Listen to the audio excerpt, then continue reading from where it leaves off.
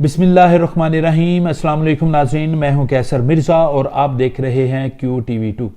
नाज़रीन, अमरीकी नौ मुंतखब सदर जो बाइडन ने मशरिक़ वस्ता के हवाले से अहम फैसले किए हैं, जिनमें सऊदी अरब और UAE को असले की फराहमी के जो एग्रीमेंट्स थे उनको फौरी तौर पर मनसूख कर दिया है और फैसला किया है कि इन तमाम एग्रीमेंट का असर नो जायज़ा लिया जाएगा। ये इकदाम वाज़े इशारा देते हैं कि सऊदी अरब अगर चाहता है कि अमरीका उसका दफाई इत्तेहादी रहे तो फिर सऊदी अरब को अमरीका की बदलती सोच के मुताबिक अपनी पॉलिसियों को तरतीब देना होगा। माजी में अगर हम देखते हैं तो डोनाल्ड ट्रंप ने अपने दामाद जेरेड कुशनर के जरिए सऊदी हुकाम के साथ बड़े अच्छे खुशगवार तल्लुकात कायम किए थे। 2019 में उन्होंने 110 अरब डॉलर का एक बड़ा मुआहदा किया था असले की फराहमी का, और हमने देखा है कि उन्होंने जदीद मिसाइल और F-35 जदीद लड़ाका हथियारे भी सऊदी अरब को फराहम किए, जो इस वक्त यमन जंग में भी उस जदीद असले का इस्तेमाल हो रहा है। लेकिन चूंकि अब नई हुकूमत आ चुकी है, नए सदर आ चुके हैं, उनकी सोच और मौजूदा सऊदी हुकाम की सोच में काफ़ी फ़र्क पाया जा रहा है। तो ज़रूरत इस अमर की है कि सऊदी अरब अपने दफाई इत्तेहादी को अपने साथ रखने के लिए अपनी सोच को उनके मुताबिक डाले। आज के प्रोग्राम में हम इन्हीं अमूर का जायज़ा लेंगे और देखेंगे कि कौन कौन से ऐसे इश्यूज़ हैं जिस पर अमेरिका को सऊदी अरब के हवाले से तहफ़्फ़ुज़ात हैं। आप हमारे साथ रहिए। अगर अभी तक आपने हमारा चैनल सब्सक्राइब नहीं किया तो हमारा चैनल सब्सक्राइब कर दें और इस वीडियो को लाइक और शेयर भी करें।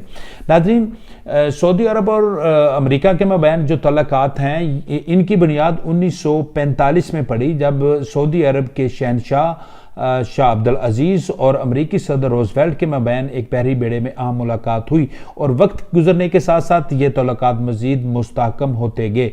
माजी में 3 ऐसे मौके आए हैं जब दोनों मुल्कों के मबैन तल्लुकात ख़राब हुए थे। उनमें पहला मौका 1973 था, जब सऊदी अरब के तेल की फराहमी के इश्यूज़ पर दोनों मुल्क आपस में आमने सामने हुए, लेकिन कुछ अर्सा के बाद ये तल्लुकात फिर बहाल हो गए थे। 1991 में खलीजी जंग और 2001 में अमेरिका पर हमलों में सऊदी कबाइल के जंगजुओं के मुलव्वस होने के मामले पर भी दोनों मुल्कों के मबैन कशीदगी पैदा हुई थी। लेकिन हमने देखा कि चूंकि दोनों मुल्क के तल्लुकात एक दूसरे के साथ लाज़िम मलज़ूम हैं, तो फिर इनके तल्लुकात बहाल हो गए थे। अब एक बार फिर ऐसा मौका आया है कि 3 ऐसे नुक्ते हैं, 3 ऐसे नकात हैं जिन पर दोनों मुल्क अब एक दूसरे से मुताबिकत नहीं रखते। उनमें पहला नुक्ता है यमन जंग, दूसरा कतर के साथ तल्लुकात और तीसरा है ह्यूमन राइट्स इश्यूज़। सबसे पहले हम देखते हैं कि यमन जंग का जो है ये क्या मामला है।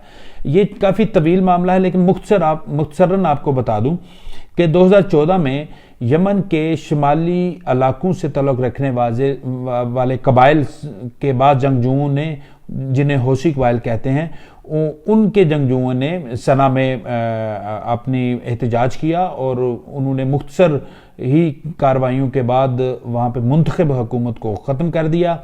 इसके बाद सऊदी अरब ने महसूस किया कि अगर ये हौसी कबाइल की सरगर्मियाँ इसी तरह आगे चलती रहीं तो उनकी बादशाहत को भी ख़तरा है। लिहाजा सऊदी अरब ने मज़ीद 3 अरब ममालिक को अपने साथ मिलाया, जिनमें UAE, मिस्र और बहरीन शामिल हैं। इन 4 मुल्कों ने अपना इत्तेहाद कायम करके इन हौसी कबाइल के खिलाफ भी कार्रवाई शुरू कर दी। हमने देखा है कि 2015 से लेकर अब 2021 आ चुका है। ये सऊदी इत्तेहाद कुछ खास कामयाबी हासिल नहीं कर सका।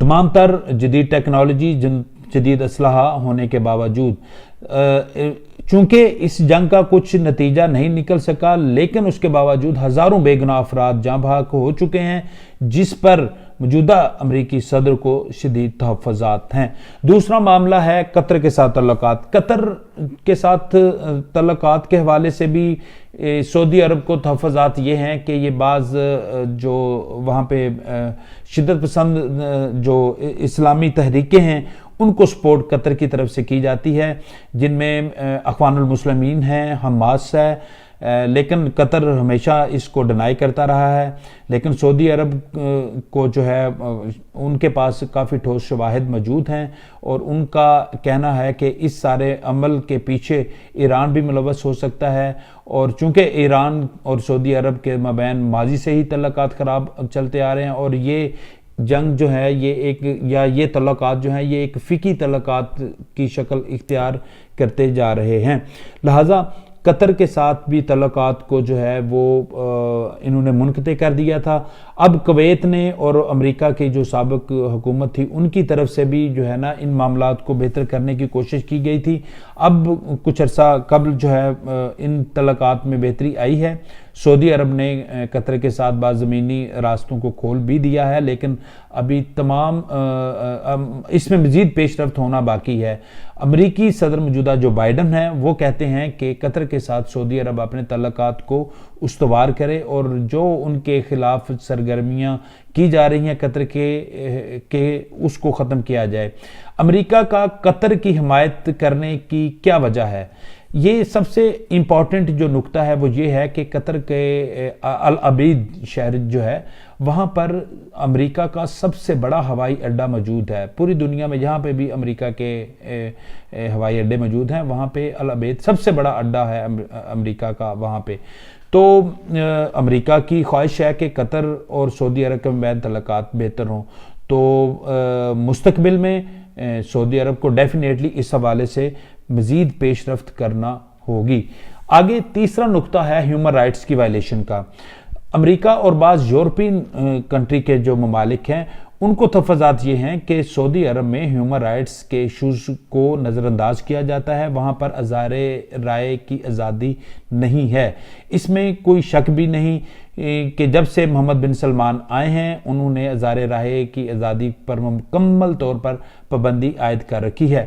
پہلے اگر کسی ایشوز پر کسی عرب شہری کو کوئی تفاضات ہوتے تھے تو وہ ان کے متعلقہ اداروں میں شکایت کرنے کا حق رکھتے تھے، اب وہ حق بھی ان سے چھین لیا گیا ہے، جبکہ ہیومن رائٹس کے ایشوز پر وہاں پہ کام کرنے والی اگر کوئی تنظیم ہو یا انفرادی کوئی شخصیت ہو اس کو کوئی حق نہیں ہے کہ وہ وہاں پہ کسی بھی حکومتی اقدامات کے خلاف کوئی آواز بلند کرے۔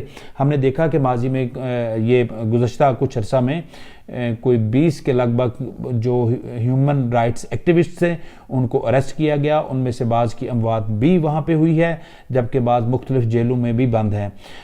تو اس پر بھی جو بائیڈن کو شدید تفاضات ہیں، سعودی عرب کو واضح کیا گیا ہے کہ وہ اس حوالے سے بھی اقدامات کریں۔